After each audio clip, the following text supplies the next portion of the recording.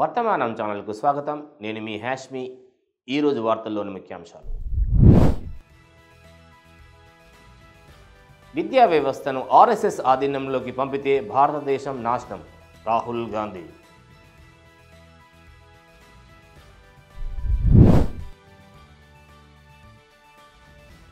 తెలంగాణ మంత్రివర్గ విస్తరణ green signal.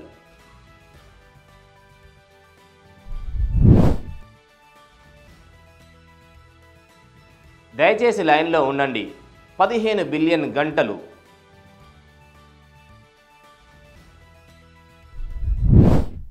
విద్యా వ్యవస్థ పూర్తిగా రాష్ట్రీయ స్వయం సేవక్ సంఘ్ ఆర్ఎస్ఎస్ చేతుల్లోకి వెళ్తే దేశం నాశనం అవుతుందని కాంగ్రెస్ అధినేత, లోక్సభ విపక్ష నేత రాహుల్ గాంధీ తీవ్ర విమర్శలు చేశారు. సోమవారం ఢిల్లీలోని జంతర్ మంతర్ జాతీయ విద్యా విధానంపై విద్యార్థులు చేపట్టిన నిరసనలో రాహుల్ గాంధీ పాల్గొన్నారు. ఈ సందర్భంగా మాట్లాడుతూ, దేశ భవిష్యత్తు విద్యా విధానాన్ని ఓ సంస్థ నాశనం చేయాలని చూస్తుంది. దాని పేరే రాష్ట్రీయ స్వయం సేవక్ సంఘ్. వాస్తవానికి ప్రస్తుతం విద్యా వ్యవస్థ నెమ్మదిగా దాని చేతుల్లోకి వెళ్తుంది. ఒకవేళ ఆర్ఎస్ఎస్ విద్యను పూర్తిగా ఆధీనంలోకి చేసుకుంటే ఒక్కరికి కూడా ఉద్యోగాలు రావు, దేశం నాశనం అవుతుంది. దేశంలోని విశ్వవిద్యాలయ ఉపకులపతుల్లో ఆర్ఎస్ఎస్కు చెందిన వారే ఎక్కువ. రాను రాను రాష్ట్ర యూనివర్సిటీల్లోనూ ఆర్ఎస్ఎస్ ప్రతిపాదించిన వారే వీసీలుగా నియామకం అవుతారు. మనం దీన్ని ఆపాలి అని పేర్కొన్నారు. ప్రధాని మోడీ నిరుద్యోగం, ద్రవ్యోల్బణంపై మాట్లాడరు. దేశంలోని వనరులన్నీ అంబానీ, అదానీ, ఆర్ఎస్ఎస్లకు అప్పగించడమే వారి విధానం అంటూ రాహుల్ విమర్శించారు.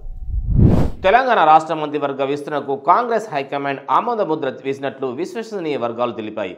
ప్రస్తుతం 4గురికి మంత్రివర్గంలో చోటు కల్పిస్తూ మిగతా 2 ఖాళీలను భవిష్యత్తులో భర్తీ చేయాలని నిర్ణయం తీసుకున్నట్లు సమాచారం.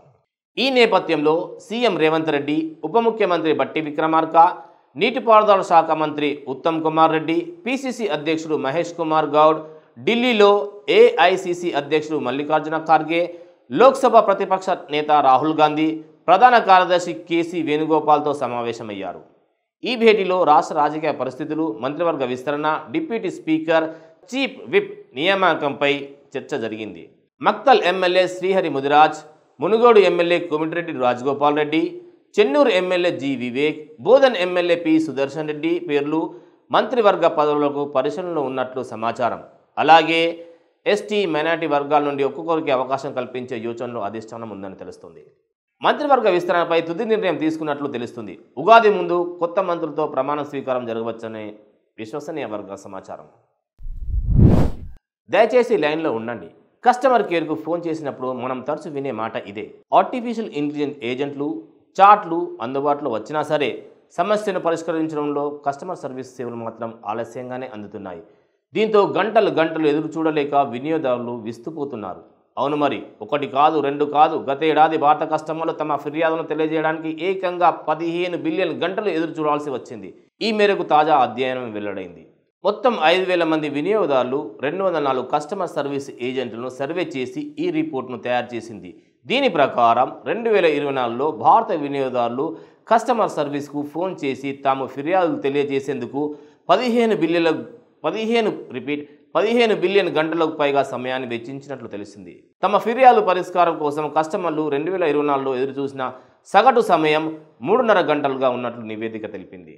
నివేదిక ప్రకారం తమ కాల్స్ను ఎప్పుడూ హోల్డ్లోనే ఉంచుతున్నారని 39% మంది తెలియజేశారు.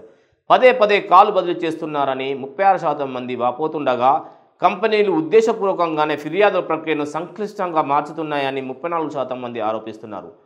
సర్వీసులు సరిగా లేని కారణంగా బ్రాండ్లు మారాలనుకుంటున్నామని 89% మంది చెబుతున్నారు. అంతేకాక దీనిపై ఆన్లైన్లో నెగిటివ్ రివ్యూ ఇవ్వాలనుకుంటున్నామని 84% మంది అభిప్రాయపడుతున్నారు. వాస్తవ వార్తలకు ప్రమాణం టీవీ వర్తమానం. ఈ వార్తలు ఇంతటితో సమాప్తం. మరిన్ని విశేషాలతో మళ్ళీ కలుద్దాం. వర్తమానం ఛానల్ని లైక్ చేయండి, షేర్ చేయండి, సబ్స్క్రైబ్ చేయండి. వర్తమానాన్ని ప్రజల్లోకి తీసుకెళ్ళండి. ధన్యవాదాలు.